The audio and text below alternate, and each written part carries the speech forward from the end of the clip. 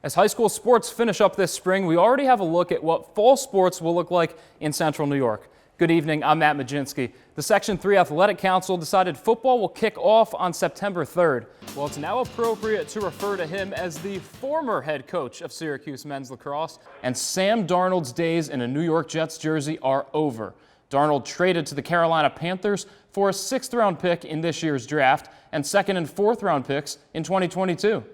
Two more Orange players stepping through the transfer portal. Woody Newton deciding to take his young game somewhere else. First, starting off in the West region, Gonzaga and Creighton. Gonzaga, the first overall seed in the tournament, have them moving forward. Creighton's going to be able to defend them a little bit, but the Zags are too much on offense. USC and Oregon, a Pac-12 matchup. No matter what, the Pac-12 will have one team in the Elite Eight. Last evening's Syracuse Mets game against the Buffalo Bisons was postponed because of rain, but that'll make for extra baseball tonight. First pitch of Game 1 just happened at 5 o'clock. For Jim Boeheim, it's Cole Swider coming from Villanova. He's a sharpshooter from the outside as the Cuse looks to rejuice heading into next year.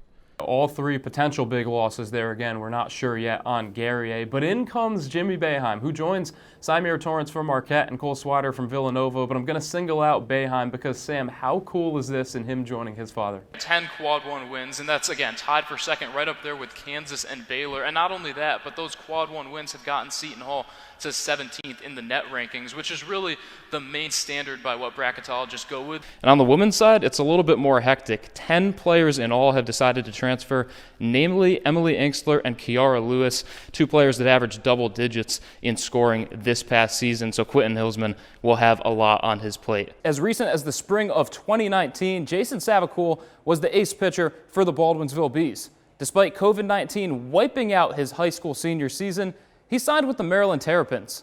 Cisco's projected by Mel Kiper Jr. as the 7th overall safety heading into the draft, so maybe that timeliness can help out his draft stock a little. And then in the bottom of the 6th, David Thompson does his best Jimmy Walker impression with some dynamite. And then it became the Jack Ferguson show. He shoots over 50% from downtown on the season, and he caught fire, going off for 11 points in the first half, all in a 4-minute span. Same spot, same result. Colgate up big, 33-19. 2020 has been a challenging year, but the Syracuse community continues to work together to become a team. Bringing the community back together. We can't do it by ourselves. It takes the whole community to come together to make changes. So former SU Hoops legend Eric Devendorf teamed up with the Syracuse Police Department for a free basketball camp for kids in the area. Kids need someone to look up to, and